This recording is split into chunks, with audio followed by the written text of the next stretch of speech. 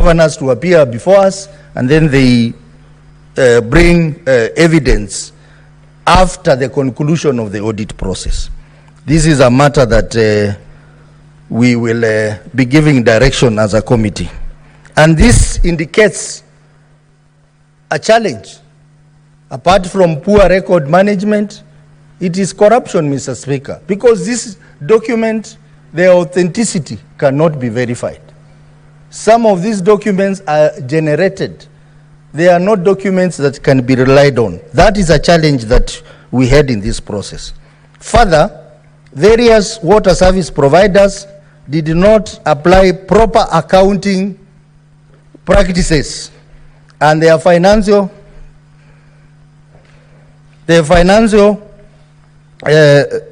reports contain numerous inaccuracies and errors, and this resulted to inadequate reporting and not presenting the actual accurate position of their financial operation. Mr. Speaker, for example, Wajir, to date, we have not fully concluded on Wajir because the reports have high inaccuracies, errors, and they cannot be relied on to give a proper report. That also applies to counties like Tana River, Garissa, counties like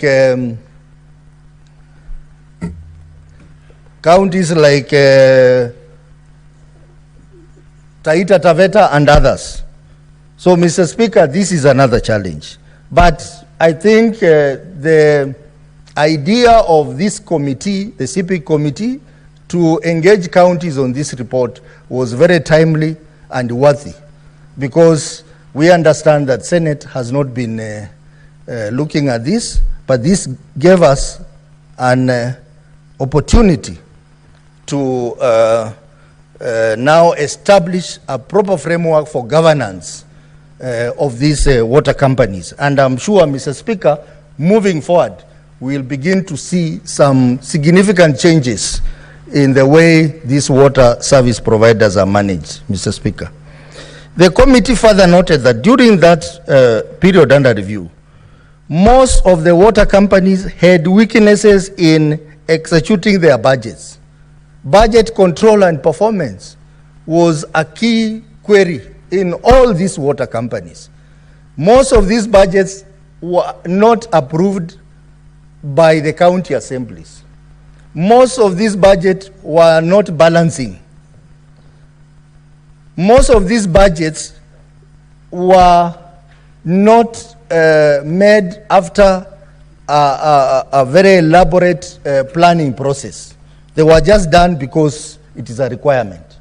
So we have a serious problem with budget control and performance in these companies.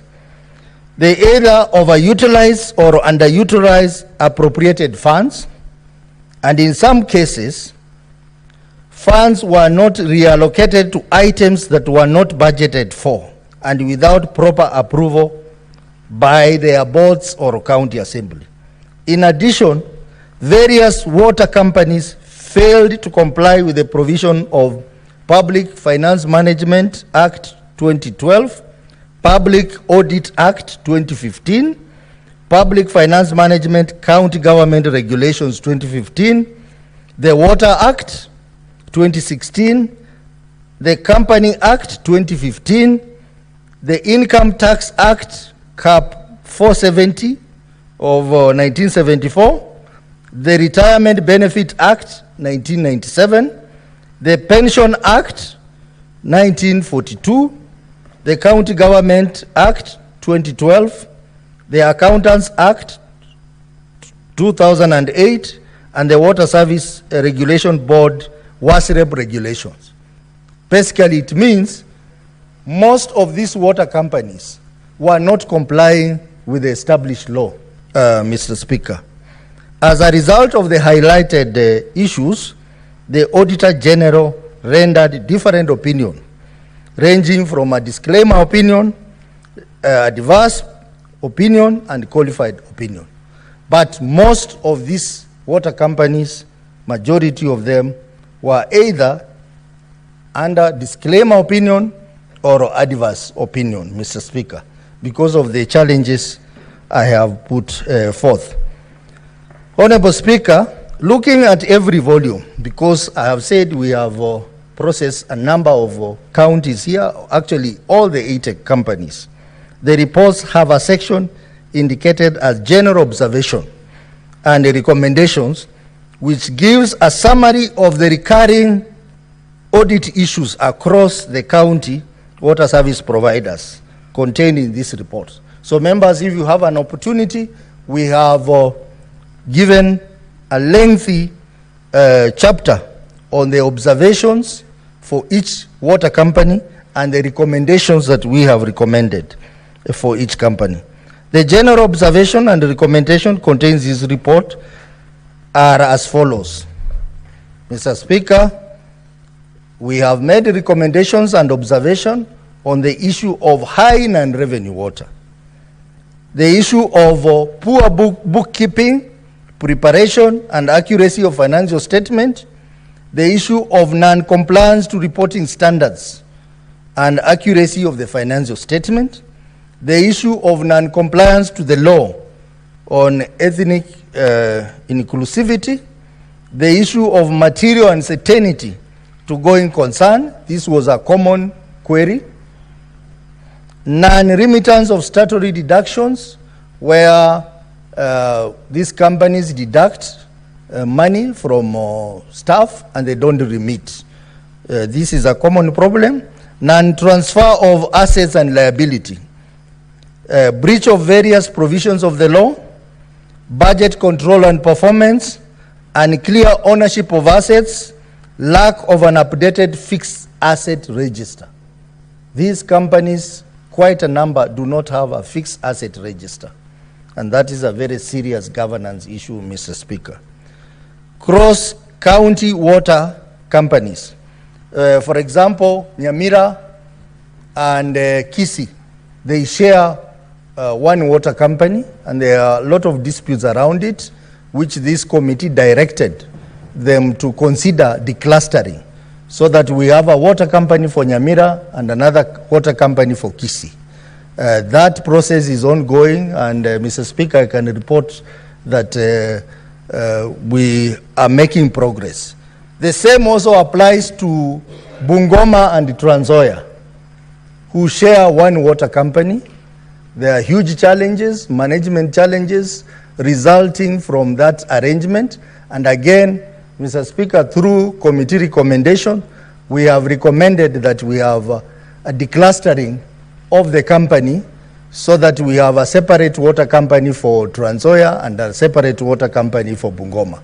And that process, Mr. Speaker, the two county governments are making progress.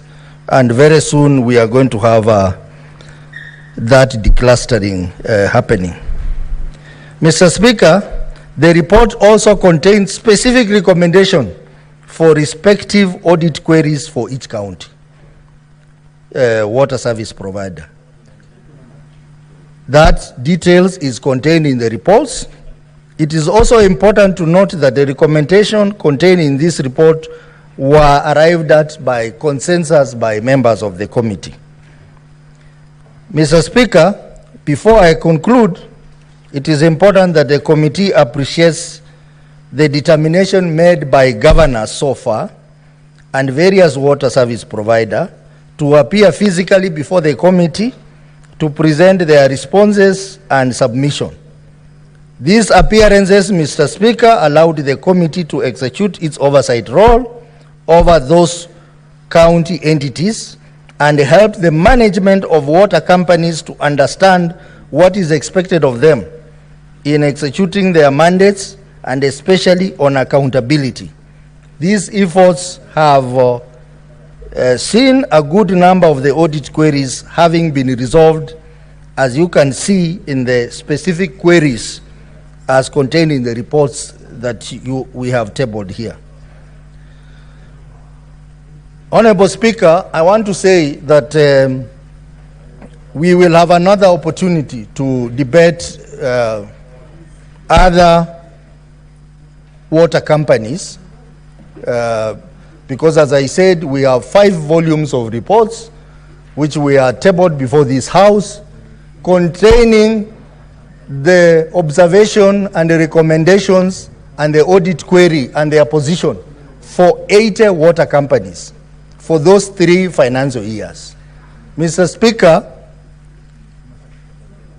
even before we get there, I think I want to encourage members of this House to take keen interest in the management of water service providers in their respective counties, because they say water is life, and management of water, provision of water, is a key component in our oversight role, Mr. Speaker.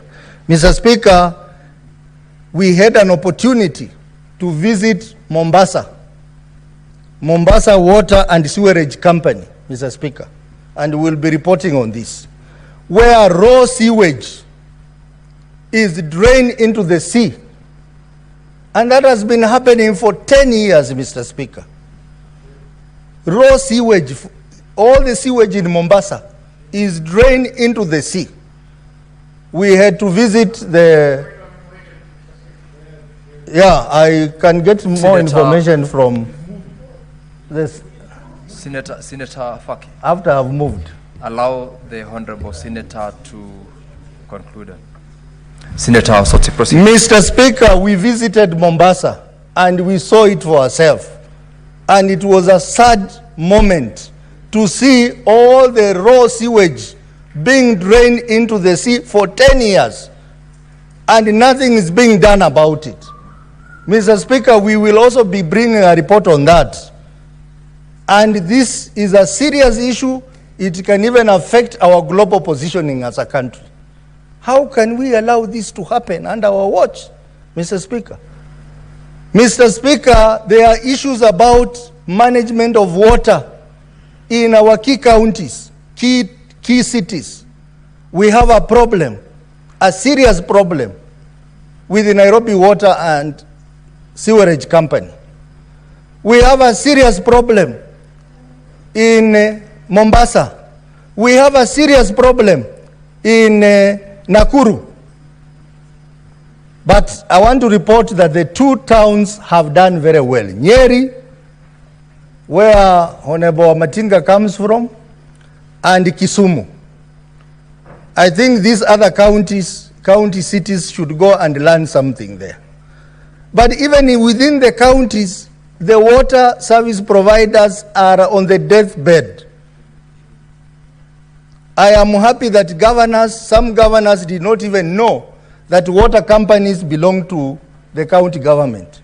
It is this committee that awakened them to tell them that the Water Act provides that county government has to own 100% of shareholding in water companies. Now they have gotten interest.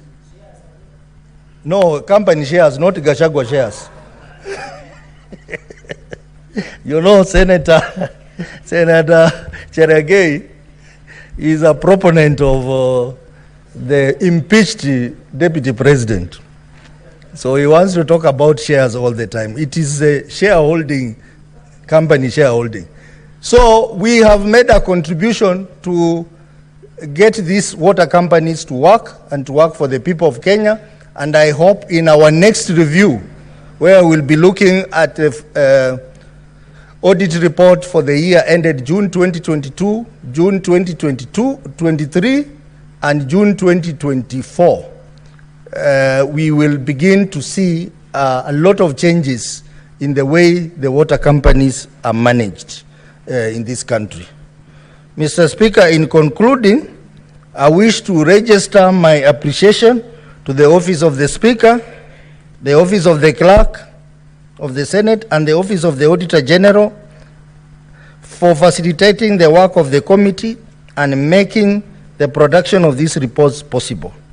I also want to appreciate the Secretariat of the committee and most importantly, the members of this committee for working so hard to process 80 reports for the water companies. Mr. Speaker, it was not an easy thing. We spent hours interrogating governors.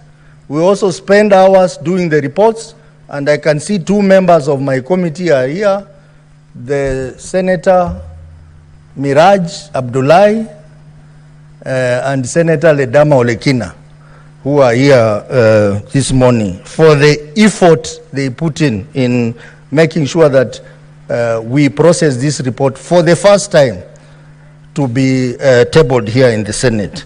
We will also be doing the same for the remaining financial years, and hopefully through that interrogation, through that intense oversight into this report, we'll begin to see better management of water resources in our counties. Mr. Speaker, for those few remarks, I move, and I request Senator Olekina Ledama to second. Senator Ledama.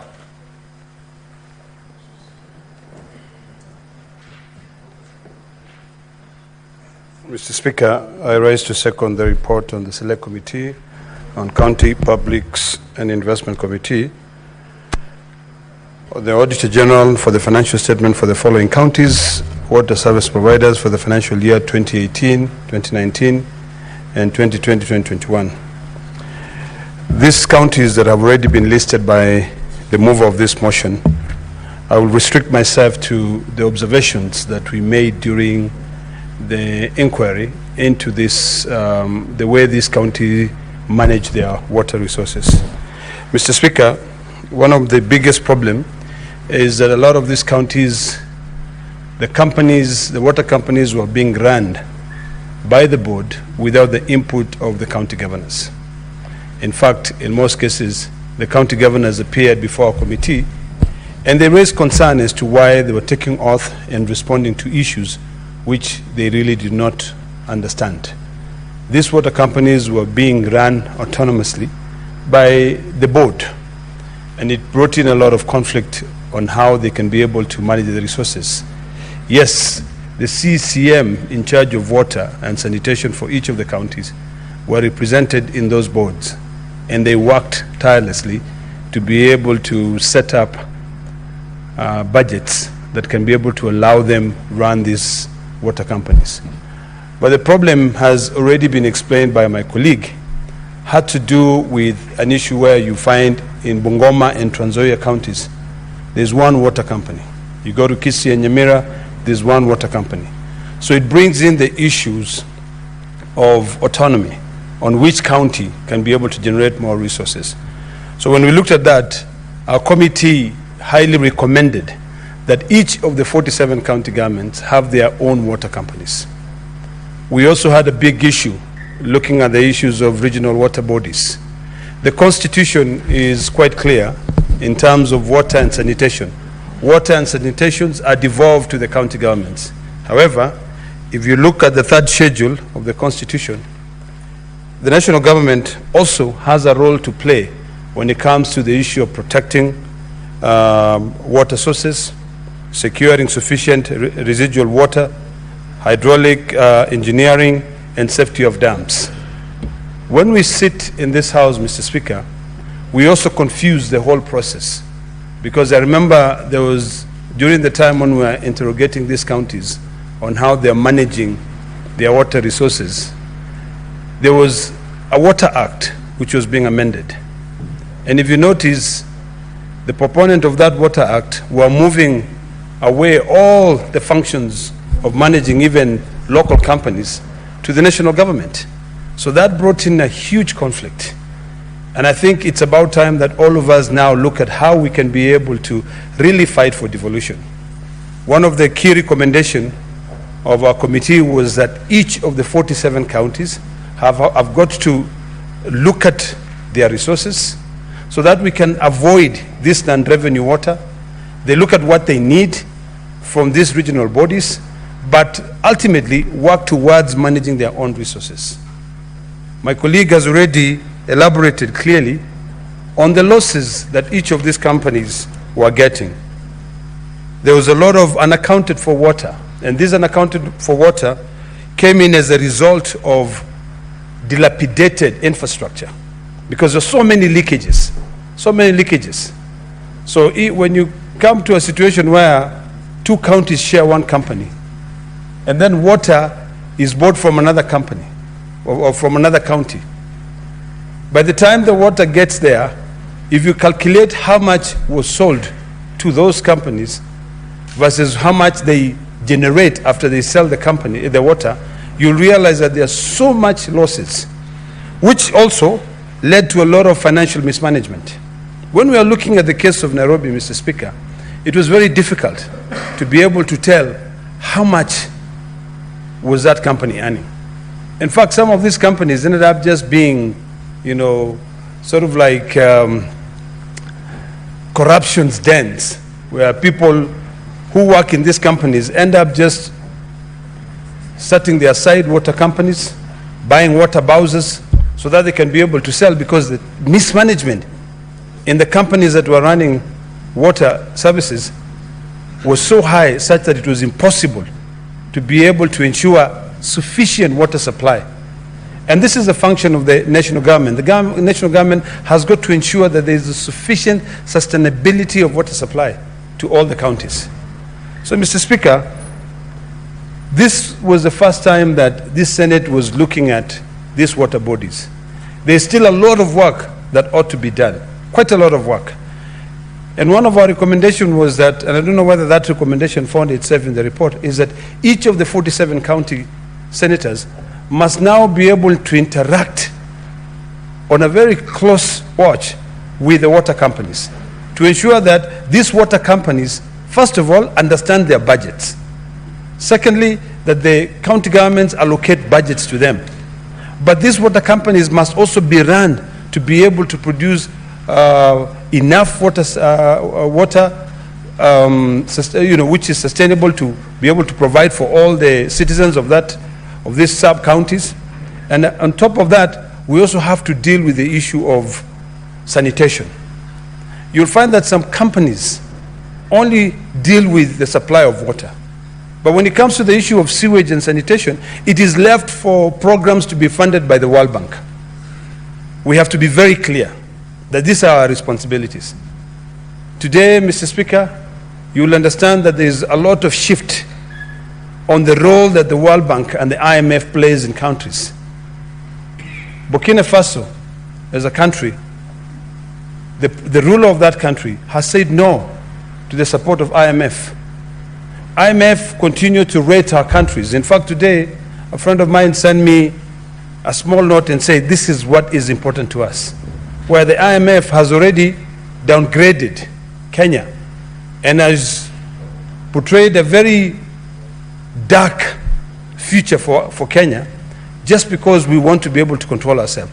So this trickles down.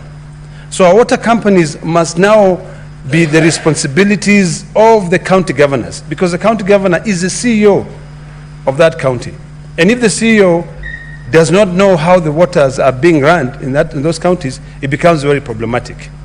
We now have a ministry on the blue economy.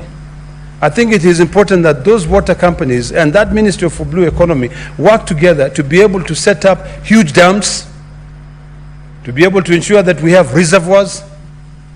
We have a big problem when it comes to Nairobi, as an example. The water from Nairobi comes from, I believe, Moranga, or maybe the next county, and it passes through, and there are counties that do not have water, so the water comes here.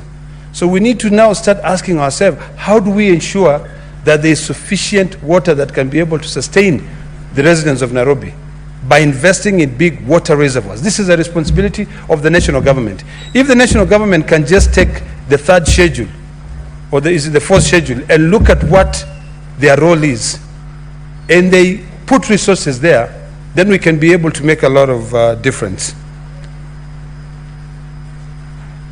Mr. Speaker, let me reiterate again on the importance of each of the 47 counties establishing their own water companies, and they run them as a resource.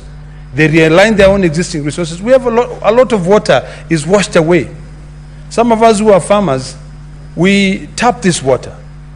If you go along most of the riverbanks, you will see people using the water which eventually will drain into the lake and using it for irrigation. We can as well encourage county governments to be able to establish water reservoirs where they can be able to tap into this water. So this is a resource that we can be able to, once we realign just our small existing resources, we can be able to ensure that it supports our population. Mr. Speaker, let me reiterate again on the importance of legislations. When we draft legislations or legislations are proposed in this House, we have to be cognizant of the fact that our Constitution have devolved certain functions. Water and sanitation, fully devolved. These water bodies, original water bodies, should actually be working with the national government to be able to develop policies, but not to now start running the distribution of water in the county governments. During the time when we were interrogating these water companies, we also spent a lot of our time talking to the regional bodies. There was a huge conflict between Kajiado County, Makwiny County, coming all the way to the river when it comes to the issue of Lolturesh, which is a water source. That water, historically, was piped from Lolturesh, which is down Kajiado South, to come and water flower farms in Kitengela. So the residents of that area, Makwiny County, were not getting any water. The residents of Kajiado were not getting any water.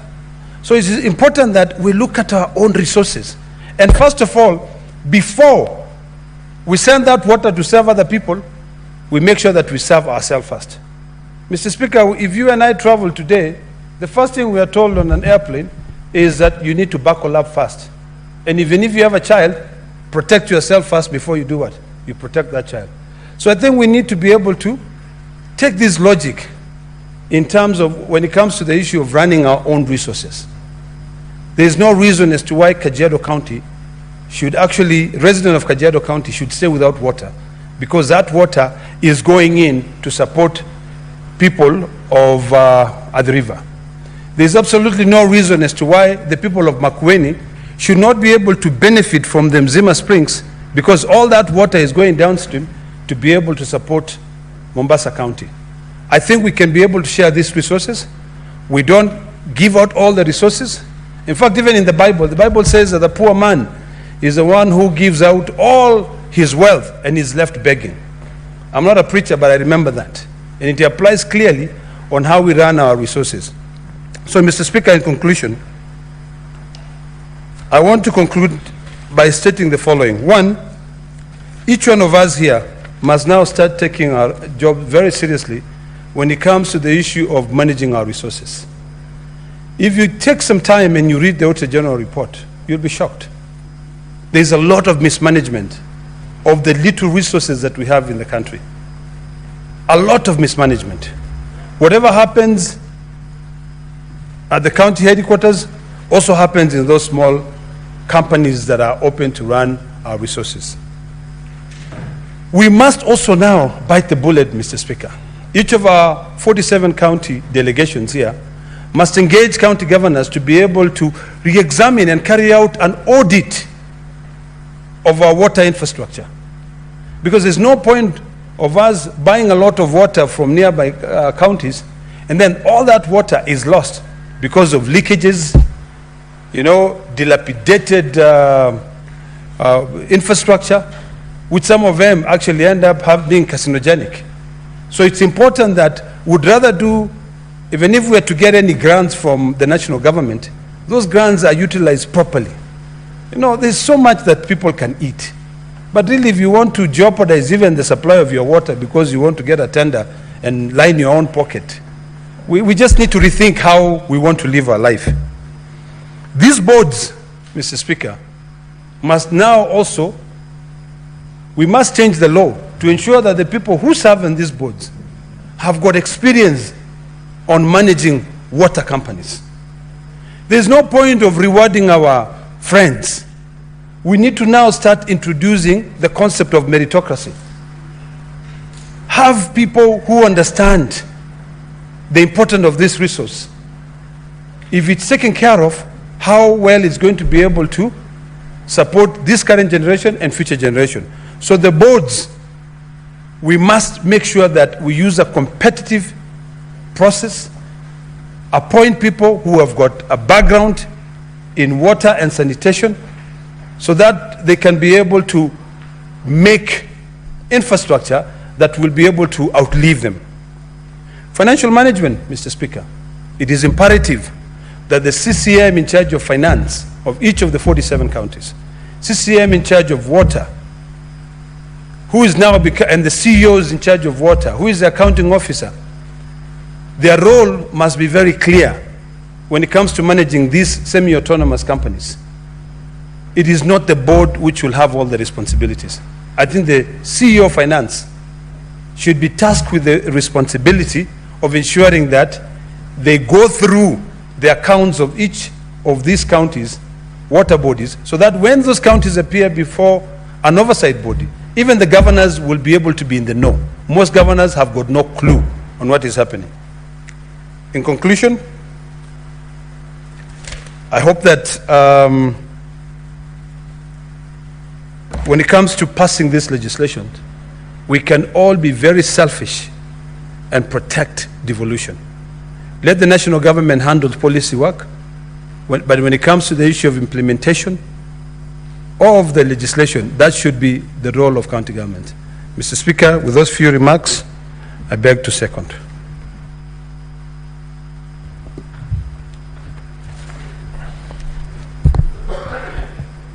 Now, honorable senators, I propose the question that the Senate adopts the reports of the Select Committee on County Public Investments and Special Funds on its consideration of the audit reports for the year ended 30th June 2019, 30th June 2020, and 30th June 2021 of the following water service providers. 1. Amatsi Water Services Company Limited, Vihiga County; Bomet Water Company Limited, Bomet County; Gusii Water and Sanitation Company Limited, Kisii/Nyamira Counties; Kisumu Water and Sanitation Company Limited, Kisumu County; Kwale Water and Sewerage Company Limited, Kwale County; and Nyeri Water and Sanitation Company Limited in Nyeri County. And the audit report of the Wajir Water and Sewerage Company Limited for the year ended 30th June 2021, laid on the table of the Senate on Thursday, 23rd of November 2023.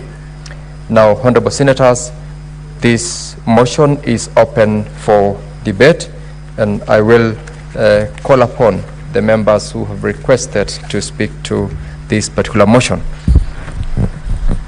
I'll start with Senator Danson Buya Mugatana.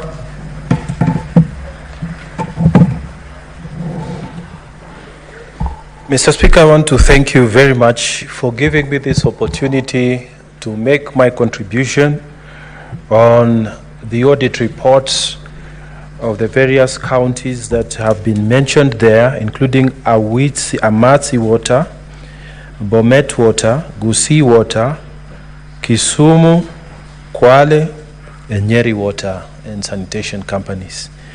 Mr. Speaker, before I make my contribution, I wish to join other leaders in extending my best wishes to the students of Tana River County who are sitting their exams, and for the rest of Kenya, wishing them well and wishing them the very best.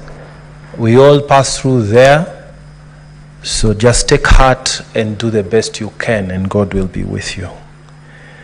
Mr. Speaker, secondly, I wanted to acknowledge the industry hard work that has been put by the chair of this committee. Mr. Speaker, they have done a tremendous job as a team, and I have appeared before them when Tana River was appearing, and I know that we have a very capable chairman, Ososi, Vice Chairman Professor Ojienda, and the rest of the team. We thank you because you have made this Senate proud. Mr. Speaker, many issues have been raised about the companies that have been mentioned and whose report is before this Senate for consideration.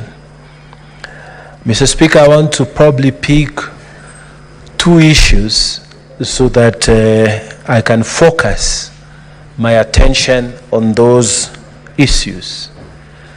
Mr. Speaker, there's a big complaint amongst Kenyan people that there's no water on their taps. And Mr. Speaker, I remember many years ago when the reforms of water were underway. At that time, the Minister for Water was the very Honorable Martha Karua. And she brought this idea to Parliament at that time, that we need to segregate these companies. We need to create water companies. We need to create water bodies that are going to be able to manage water in various levels. Some of them were at regional, and some of them were national. Obviously, from those days to date, a lot of changes have taken place, Mr. Speaker. But the principle remains the same, that if this water is managed at a lower level, and this, in this case, at the county level, then we should be able to have people who have a feeling for the people, who are directly connected, who will not steal the money for water, mismanage the resources for water, so that the county can have water flowing in the taps. Mr. Speaker, this has been a challenge everywhere. And we have been told, Mr. Speaker, that one of the problems is that, and when we speak to the management, like the one in Tana River, they tell you we still depend on the old infrastructure. And Mr. Speaker, the infrastructure that has been there is the one that was built by the county governments, not county government, county councils, Mr. Speaker. And county councils have been gone for more than 10 years. But still these water companies depend on that infrastructure. And Mr. Speaker, we therefore have this challenge of non-revenue water. Non-revenue water has been told by our able chairman when moving, is that water which nobody can account for. It is there, it has been utilized, but nobody can account for it.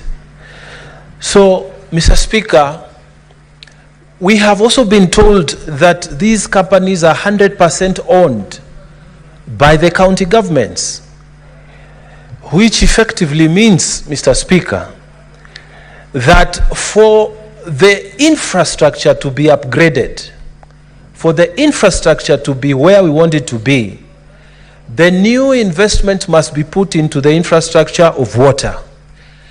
Mr. Speaker, it's not enough for us to just blame the management of these water companies. We must start thinking of solutions. Mr. Speaker, for new money to be put in these water bodies, then it means, Mr. Speaker, we must start thinking of a way of ring-fencing some money which comes from the Senate to go down to the governors, and they be told that this money is for water, and you cannot touch this money. Mr. Speaker, if we could develop that kind of legislation, that is one way forward, and we must start thinking around that issue. Because it appears that if that is not done, like one of our senators here has said, it's the same money, the money goes to the county revenue fund, and the same county revenue fund is used to pay for trips by governors, officials of the counties, and so on. And the money doesn't reach for development of water. Even where they have collected something, you find that that money doesn't go there. Mr. Speaker, we had the same problems with dispensaries and health centers. And you remember, Mr. Speaker, when we were passing the laws that involved the universal healthcare laws, we said that some money needs to be left at the dispensary level, at the health center level, so that if a fence has broken down, the local committee there is able to deal with that matter. If it is a car that has a puncture, the local committee is able to withdraw money from the revenues they are developing, they are collecting there, and do something about it. Mr. Speaker, what is so difficult about us also creating some serious thinking following that model around ring fencing money for water, so that money we vote here can go down there, yes, to the governors, who are the people who are supposed to, by law, arrange the budgets. But in between, some money be ring-fenced for water, so that infrastructure of water can grow. Because no matter what we say, Mr. Speaker, no matter what we do, if the infrastructure of water that we want to use in 2024 is the same infrastructure in Tana River County, for example, that was set up in 1960s by the Tana River County Council, it will never work, Mr. Speaker. We must start thinking as a Senate of a way of pushing money so that infrastructure can be upgraded. Mr. Speaker, there's another thought also that we need to think, because this is a house of ideas. Mr. Speaker, 100% we have been told is owned by, the shares are owned by the county governments. So in Tana River County, Tawasco is owned 100% by the county government of Tana River. And Mr. Speaker, the county government of Tana River will tell you we don't have money to invest for infrastructure. Money is being delayed from coming from the national government. Our equitable share is little. Tana River government will tell you we do not have sufficient funds to do fresh investments. Then, Mr. Speaker, why can't we start focusing on finding a way within the law to unlock that 100% shareholding? Why can't we think of privatizing part of those shares so that those who are interested in investing in water can come in and take over management? They can buy in 30% shares within the companies. They can buy in 40%. They'll be present in the management and in the boards of our county boards for water. So that, Mr. Speaker, a person who even may be benevolent, if you've made your money, maybe you made your money abroad, or you made your money in legal practice, or you made your money in investment elsewhere, or whatever you do, and then you wish to purchase shares within the water companies of your county, and you become a shareholder because you want to do something for your county. Mr. Speaker, if you have reached that level where 100 million shillings is not an issue with you, 500 million is not an issue, and you want to retire, and you feel like you want to do something special, Mr. Speaker, it is possible. We must find a way in which we can create law that allows even benevolent investors to put in money within our water companies. So that, Mr. Speaker, we shouldn't be, I pity some of our managers in these water companies. They'll come before Chairman Ososi and tell them, we are angling for World Bank to give us this money. We are angling for, I don't know what other grants to get. So we need to to meet this and this and this and this and this and this requirement. When you look at it, the money they are angling for is 50 million, is 100 million. You know, Mr. Speaker, and they come to Nairobi, they tell you, help us achieve this and the other, and it is money that many Kenyans here can raise if the law allowed them. And then we have this attitude that it's only Muzungu money that will be able to save us. So people keep on talking about monies from out, monies from out, monies from out.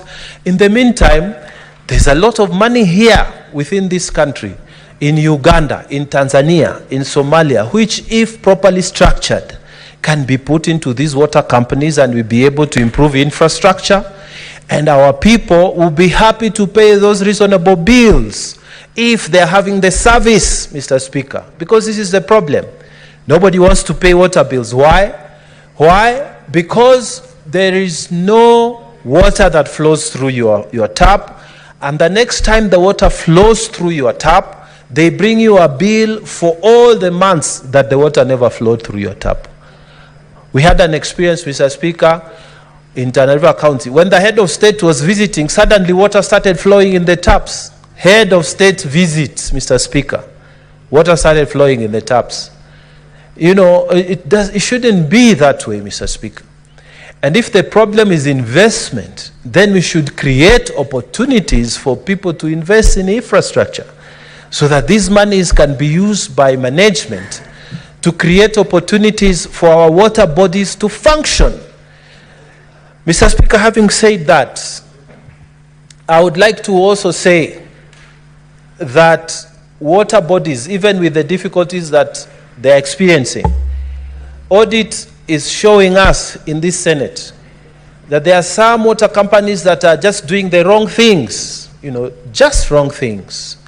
And some of these are not difficult to comply with. The law, the National Cohesion Integration Act, Mr. Speaker, has said that if within that county there are some majority tribes, you make sure that 30% should not be occupied by one tribe alone, so that the other people can have opportunities, Mr. Speaker, to be employed. Now, we have many water companies, Mr. Speaker, that have totally ignored these rules. And in this report, Gusii Water Company has been mentioned specifically. But Gusii Water Company is not alone when they are told that 80% of your employees are in contradiction of the National Cohesion Integrity Commission Act. But it's not alone. There are many companies, Mr. Speaker, including my own Tana River Tawasco, Tana Water and Sanitation Company, Mr. Speaker, where they have totally ignored the provisions of the National Commission Integration Act, where you find the people who are employed are from one side. You don't find a proper mix.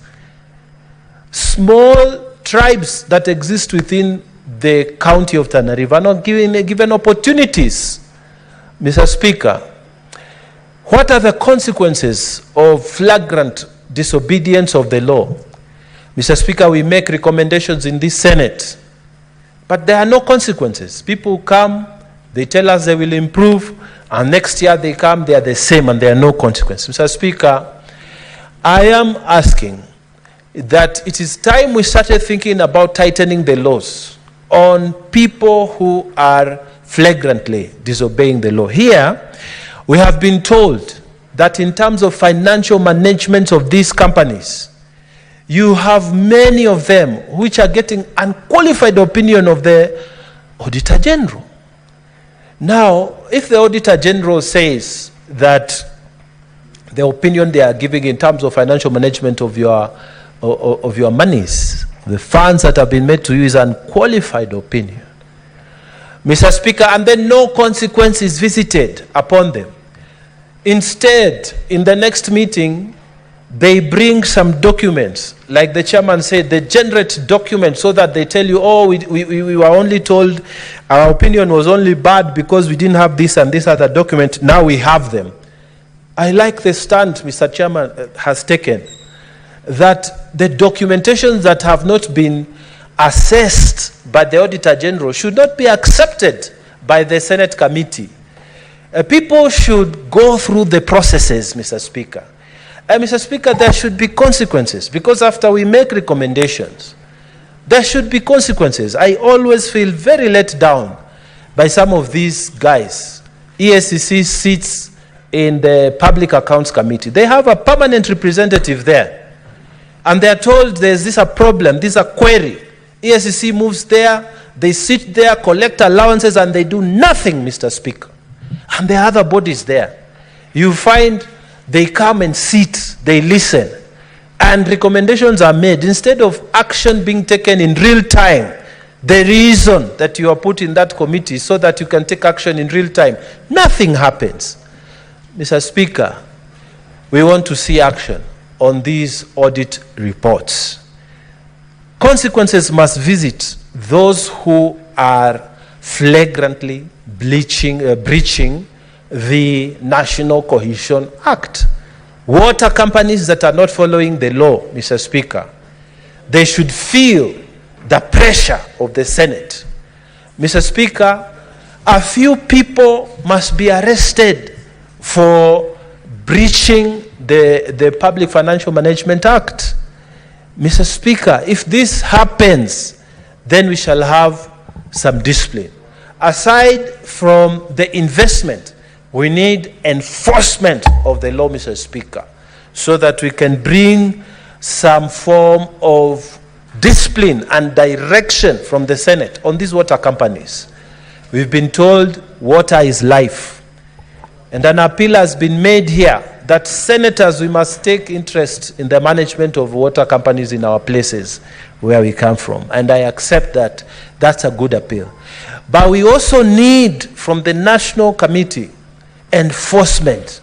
If somebody is not doing his work, surely let a few people take personal responsibility. If this starts happening, Mr. Speaker, we shall be able to create proper management of our water companies, and our people shall receive water, the water they have been using.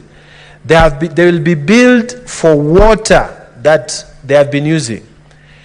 Mr. Speaker, why can't we create water tokens so that, just like electricity, I buy my token and I know that after I've used 1,000 or 500, I need to replace, instead of waiting at the end of month, alafu naletewa bili ya hewa. Mr. Speaker, time has come, we use technology to make sure our water companies are also functional. So we should not only invest in the infrastructure, but also in technology, so that people can pay for services that have actually been rendered. We are doing better in electricity, but we can also do good in water sector. And this means we must start focusing there as a Senate.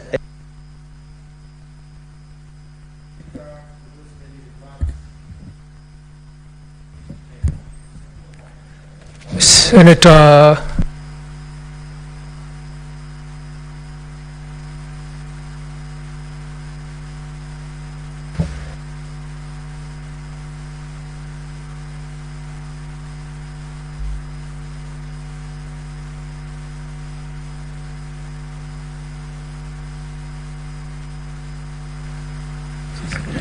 Sifuna Edwin. Thank you, Honorable Speaker. Allow me to begin by commending the County Public Investments Committee that is ably chaired by the Senator for Vihiga, the Honorable Osotsi. Honorable Speaker, I have had occasion to be present in some of his meetings, especially when the management of the Nairobi Water and Sewerage Company was appearing before this committee. And I can assure you that I saw the sort of commitment by members of the committee, and especially the chair, to make sure that we right the wrongs in many of these water companies.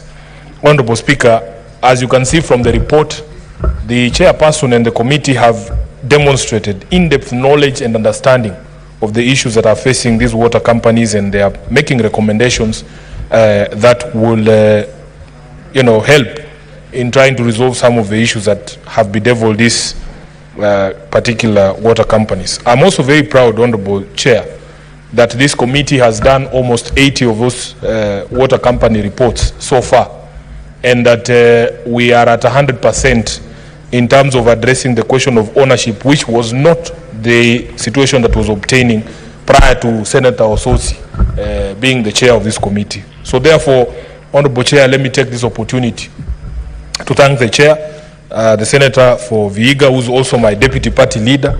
These are some of the things that Kenyans have come to expect from the very high quality leadership from the Orange Democratic Movement. And we are setting the pace for other committees, Honorable Chair. Honorable Chair, allow me to address two things that have been raised by the committee, and they have had the Chair make various references to the situation with water in Nairobi County. The first one, Honorable Chair, is the question of non-revenue water. And I know that from the discussions before that committee, Nairobi County, or the Nairobi Water and Sewerage Company, is one of those companies with the highest non-revenue water. And various reasons have been cited. Honorable Speaker, in very simple terms, non-revenue water is revenue that somehow leaves the company but is not billed, and the county does not receive money, or the company does not receive money, for that water. And one of the issues that have been cited is dilapidated infrastructure. Truth of the matter is, here in Nairobi, the water and sewerage infrastructure that we are operating on has been stretched beyond its capacity. And as the chair said, we are still relying on the original water and sanitation infrastructure when the city was actually built by the Mzungu. Honorable Chair, one of the things that I have never understood is, if you look at our laws, there is a law that is called the Urban Areas and Cities Act. This law, under sections 5 and 6, provides for a framework of cooperation between the national government and the county government, and especially the city county of Nairobi, recognizing the unique position of Nairobi City County amongst the 47 counties. This uniqueness arises from many things, including the fact that Nairobi City County is the capital of the Republic. It hosts the diplomatic headquarters of many countries. It also is a seat of government. Many national government institutions are actually situated here in Nairobi. Honorable Speaker, under that act, the expectation was that in the realization of the uniqueness of Nairobi, the national government would support development of heavy infrastructure or critical infrastructure like the water and sanitation infrastructure. But this has never happened. If you speak to the management of the water company and the county government of Nairobi in general, Honorable Speaker, the amount of capital outlay that is required to bring the sanitation and water infrastructure up to speed, Honorable Speaker, it is something that would require over 5 years allocation under the equitable revenue share for us to be able to do that infrastructure. As we speak, Honorable Speaker, the existing sewage network, for instance, covers only 37 or 30% of the total square area of Nairobi County. And Honorable Speaker, as you know, these has also, the past few years, have seen a lot of rapid development. Rapid development in terms of housing. Very many new buildings are coming up, going up to 25 floors, hosting thousands of tenants, but it has not been accompanied by the commensurate infrastructure upgrade that is required. And this is why many of our water and sanitation infrastructure is creaking.